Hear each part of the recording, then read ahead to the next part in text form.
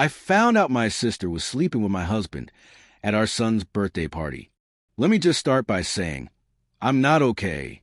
I'm writing this while sitting in my car outside a hotel I had to check into because I couldn't stand to go back home. Last weekend, we threw a birthday party for our 6-year-old son. It was supposed to be a sweet, innocent day. Cake, balloons, some cousins running around. You get the idea. My husband Mark and I had been together for 10 years, married for 7. My sister Lena and I, practically twins growing up. She's only a year younger, and we've been close our whole lives.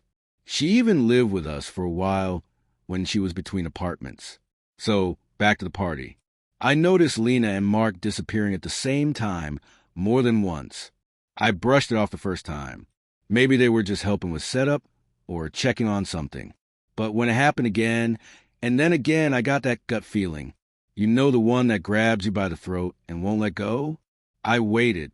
When they both came back from checking the balloons in the garage, again, I pretended not to notice.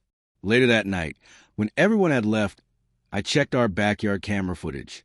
I don't even know what I was expecting. Maybe him sneaking a cigarette? What I found instead was way worse. They kissed, behind the garage, at our son's birthday party. I was in shock. I couldn't breathe. I went back through older footage. That was the only day they were that careless. But the way they looked at each other, I knew this wasn't new. I confronted Mark first. He didn't even try to deny it. He said he didn't mean for it to happen, that it just started while Lena was living with us. He said he didn't want to hurt me, that he still loved me, that it was just emotional, like that made it better. Spoiler alert, it wasn't just emotional. When I confronted Lena, she cried, but not because she was sorry. She said she fell in love with him and that she hated herself for it. But get this, she also said she hoped I'd understand one day. Understand? That my husband and my own sister betrayed me for God knows how long? Understand that they had the audacity to sneak around behind my back while my kid was blowing out birthday candles a few feet away? I packed a bag, took our son, told Mark I'd be filing for divorce. I didn't even yell. I just shut down. Lena's been blowing up my phone, asking me to meet so she can explain properly. There's nothing left to explain. My family is a war zone. My parents are begging me not to tear the family apart. Funny, they weren't worried when Lena was tearing it apart behind my back. So here I am, in a hotel room, staring at the wall while my son sleeps beside me. Happy birthday, baby. I'm so sorry. Update. Hi again. I didn't expect so many people to read or respond to my first post. Honestly, I only wrote it because I felt like I was going to explode if I didn't get it out. But thank you to everyone who reached out with support, advice, or just a kind word. It made a dark moment feel a little less lonely. So, here's what's happened since then. That hotel room turned into a temporary apartment. I found a furnished short-term rental for me and my son. It's not fancy, but it's clean and quiet and mine. No ghosts in the walls. No betrayal in the air. My son's adjusting. Kids are so damn resilient. But he still asks when we're going home, and I have to swallow the lump in my throat every time. I told him we're starting a new home. One that's safe. One where mommy is happy. I filed. I got a lawyer. A damn good one. Thanks to a friend who went through something similar. Mark tried to talk things out and suggested we take a break first instead of going straight to divorce. He even floated the idea of co-parenting while figuring things out. Nope, you don't get to cheat with my sister and then ask for patience. I told him everything will go through our lawyers now. No contact unless it's about our son. He didn't take it well. He cried, got angry, told me I was being cold. I told him, you set fire to this house. You don't get to be mad it's burning. Lena tried calling, texting, emailing. She even showed up at my apartment building one night. I didn't let her in. She left a handwritten letter at my door, some desperate mess of apologies, explanations, and confessions of deep feeling from Mark that she tried so hard to suppress. She said she hated herself, that she misses me, that she's lost her best friend. Yeah, you did. And I'm not sure you were ever mine to begin with. My parents are pressuring me to hear her out. They've always babied Lena. She was a sensitive one, the one who made bad decisions but meant well. They want me to forgive her. I told them if they keep pushing, I'll cut them off too. He doesn't know what really happened. Obviously. He knows Mommy and Daddy are living in different places, and he knows that sometimes families change. That's all he needs to know right now. I'll protect him from this as long as I can. He's smiling again, laughing again. So maybe I'm doing okay after all. Every day I wake up and remind myself that betrayal says more about the betrayer than it does about the betrayed. I didn't do anything to deserve this. I wasn't too busy or too distant, or whatever excuses cheaters love to toss around. I love my husband. I trusted my sister, and they blew my life apart like it meant nothing. But I'm still here, and I'm not going back. Thanks again for listening. I'll be okay. Not today, maybe not tomorrow, but soon. And when I am, I won't just survive this. I'll rebuild something better. For me, for my son. Update. So, I didn't plan to post again. I really thought I was done. But yesterday shattered any lingering illusion I had that I could handle this peacefully. Let me tell you what happened. It was a quiet Sunday. My son was with Mark for the weekend, so I had the apartment to myself. I was reading, candles lit, music on. First moment of real calm I've had in weeks. Then a knock. I looked through the peephole. Lena and my parents. I stood there, heart racing. I didn't open it. I wasn't going to. But then my mom called out, "Sweetheart, please, just talk to her. She's not doing well. She misses you." Before I could decide what to do, they used the building's entry code I never gave them, "Thanks, Dad," and let themselves in. I wish I could say I handled it with grace. But no, I snapped. They walked in like it was an intervention. My mom had tears in her eyes, like I was the one who destroyed the family. My dad stood there with arms crossed like he was mediating a business deal. And Lena, she looked like she hadn't slept, but she still had the audacity to try and hug me. I made a mistake. I was confused, but I miss my sister. I can't eat. I can't sleep. I just want you to forgive me. I laughed. I actually laughed in her face. Then I lost it. You miss me? You miss me? You're not sorry for what you did. You're sorry for the consequences. You didn't think I'd find out, did you? You thought I'd be too busy throwing my son a birthday party to notice that you were sucking face with my husband behind the garage. My mom started crying harder. Please, this is tearing the family apart. And I turned on her. No, you let this tear the family apart when you prioritize Lena's feelings over my pain. You act like I'm the villain for setting boundaries, but not once did either of you show up for me. You didn't come and check on me when I moved out. You didn't ask if I could afford a lawyer. You didn't even call to see how your grandson was handling this mess. Then I looked at Lena and said, I don't forgive you. Not now. Maybe not ever. I don't care how sad you are. You did something unforgivable. And you need to live with that, not try to dump your guilt on me. And then I pointed at the door. Get out, all of you, and don't come back unless it's to apologize. To me, not to justify, not to beg, not to play the victim. Apologize, or don't show up again at all. They left. Finally, my mom was sobbing. My dad shook his head like I'd failed him. And Lena, she looked destroyed. But you know what? I don't feel bad anymore. For the first time since this nightmare started, I feel clear. Like I finally stopped carrying their shame for them. This wasn't my fault. It never was. I've started therapy. My son is thriving in our new place. He told me yesterday, I like it better here. It's cozy. You laugh more. That hit me hard, but in a good way. This is the last time I write about this. I don't need to relive it anymore. I've said my piece. They've shown me who they are. I'm done trying to rewrite that story. Now I get to write my own. To everyone who's been betrayed by the people you love the most, you're not crazy. You're not dramatic. And you're not responsible for fixing people who broke you. Thanks for listening. I'm finally free. Update. If you follow my story, you know how bad it got. My husband cheated on me with my sister. My family tried to guilt me into forgiving her. I moved out, filed for divorce, started rebuilding from scratch. I tried to be civil. I tried to stay quiet. But then Lena decided to go public. 2 weeks ago, someone sent me a screenshot from Lena's Instagram. A private story, of course. She's too cowardly for a full post. It was a long, sobbing video about how she lost everything, how love isn't always neat, and how sometimes people can't help who they fall for.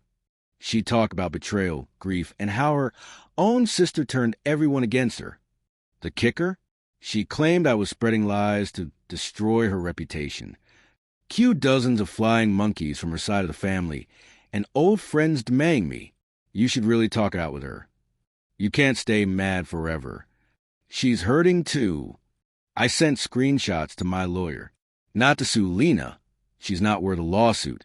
But to document her lack of remorse and her attempts to manipulate public opinion, which the court takes into account during custody and asset negotiations, especially when you're painting the primary parent as unstable. Then I asked my lawyer to go for everything. White heavy checkmark full primary custody. Granted 80/20ths. He gets weekends. Supervised for now. White heavy checkmark majority of our shared assets, house, savings, car. Because guess who cheated and violated the prenup? White heavy checkmark sole decision-making power on schooling and medical care for our son. White heavy checkmark child support from Mark based on his actual income, not the fake underreported number he tried to pass off. Mark cried in mediation. Lena didn't show up. After court, I got a message from a woman named Rachel. She had been dating Mark for almost 6 months. Thought he was divorced. Found out he was cheating on her with a co-worker named Elise. So yes, he cheated on me with my sister, and then cheated on my sister with 2 other women. I didn't even have the energy to be shocked, but I did have the energy to help Rachel. I gave her proof, screenshots, even put her in touch with Elise. I made a little group chat called Mark's Wake Up Call.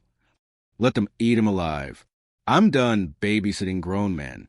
I never planned to air dirty laundry, but if Lena was going to twist the truth, I figured the truth deserved a spotlight. So I posted a carefully written, but devastating note on Facebook and Instagram. After months of silence, I feel it's time to share that my marriage ended due to an affair between my ex-husband and someone very close to me. This betrayal destroyed not just a relationship, but the trust of a family. I've tried to move forward quietly, but recent public posts have made that impossible. If you heard rumors, now you know. Thank you to those who supported me without needing my side. Over 100 likes, 30+ comments. Every mutual friend Lena was trying to manipulate, gone. Old friends of hers messaged me, disgusted. Even her boss, I didn't plan this, saw it. And she was quietly moved off a project. Actions have consequences. Honey, this is the last time I'll be posting. Not because the story is over, but because I'm done giving these people space in my life. And in my head.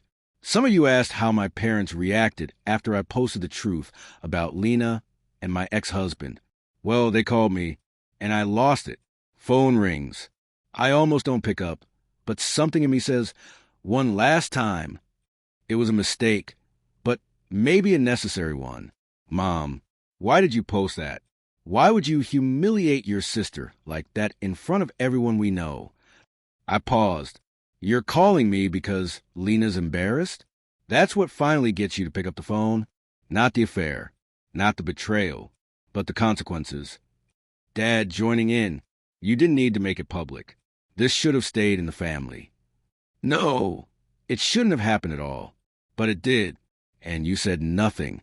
You let her wreck my marriage and stood behind her like she was a victim. Mom, she's been crying for weeks. She made a mistake. I cut her off. Stop calling it a mistake. She have ******, my husband, in my home, while my son was sleeping. That's not a mistake. That's a choice. Over and over again. My voice cracked, and I hated that it did, because they didn't deserve my pain anymore. Dad, we just didn't want to lose both our daughters. Then maybe you shouldn't have thrown the loyal one to the wolves to protect the one who lit the match. I was shaking now. I needed you. I needed my parents. When I was sobbing on a hotel bed with my child beside me, I waited for you to call. You didn't. When I moved out, you didn't ask if I had enough. When I won custody, you didn't congratulate me. You only called when your favorite was embarrassed. Mom, voice breaking now. We didn't know what to do. We didn't want to take sides. You did. Silence is a side. And you picked her. Over me. Over your grandson. Don't pretend you were neutral. You made your choice. Then, finally, they started to crack. Dad, we're sorry. Mom, we didn't realize how much we hurt you. We were wrong. We should have been there. Too late. I didn't say anything for a while. Just breathed. Then I said this. I begged for your support. I cried alone. I broke in front of you, and you looked away. Now you want forgiveness because other people know? I'm not your daughter when it's convenient. I'm not your shield from judgment. I'm done. And I hung up, blocked their numbers, blocked their emails. They don't know my new address. They don't get to. There was no yelling, no more begging, just silence. And for the first time, the silence felt like peace. I'm raising my son without them, without lies, without enabling, without betrayal wrapped in 4 smiles. They said they didn't want to lose both daughters. Well, now they have none. The divorce is finalized. The papers are signed.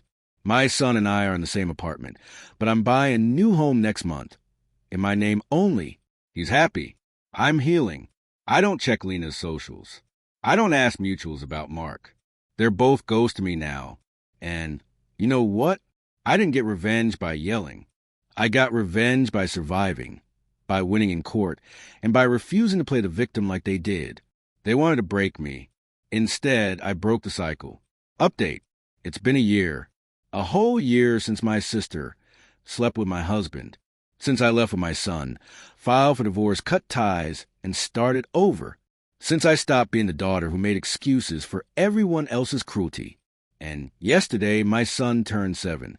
His birthday party was everything last year wasn't. Just kids, cake, noise, and joy. He laughed until he got the hiccups. I took 1,000 pictures. My heart was full until they showed up. It was about halfway through party. We were in the backyard. Balloons everywhere. Nerf guns going off. A Spider-Man cake halfway demolished. Someone knocked on the front door. My friend answered. She came back looking uncomfortable. Your parents are here. I froze. I hadn't spoken to them since I blocked them. I hadn't told them where we lived. They must have asked a relative. Or stalked me online. I walked to the front door, heart pounding.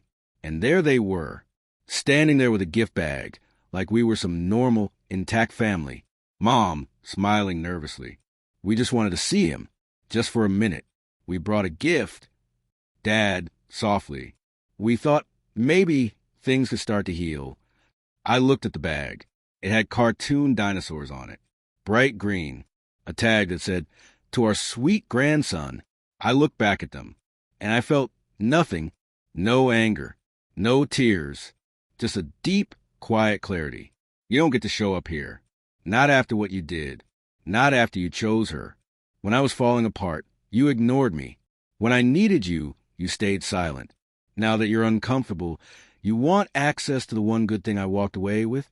No, Mom, please. We made mistakes. Mistakes? You didn't forget a birthday. You abandoned your daughter. You enabled the person who tore my family apart. And you defended her until the world started seeing the truth. Dad whispering, we just want to be part of his life. Then you should have thought about that before you destroyed your place in mine. They both stood there, visibly shaken. My mom started to cry. I didn't care. Turn around. Go home. And don't come back. This door doesn't open for people who watch me bleed, and chose to look away. I shut the door. I didn't slam it. I didn't scream. I just shut it, like I was closing the last chapter of a book I never wanted to read in the first place. I went back outside. My son was running around in a paper crown. He looked at me and grinned like I hung the stars. Mommy, did you see? I got 2 bullseyes. I high-fived him, laughed. took a deep breath. That was the moment I knew. This is the family I kept. The one that matters. No apologies. No second chances. Just me and him. Safe, healing, happy.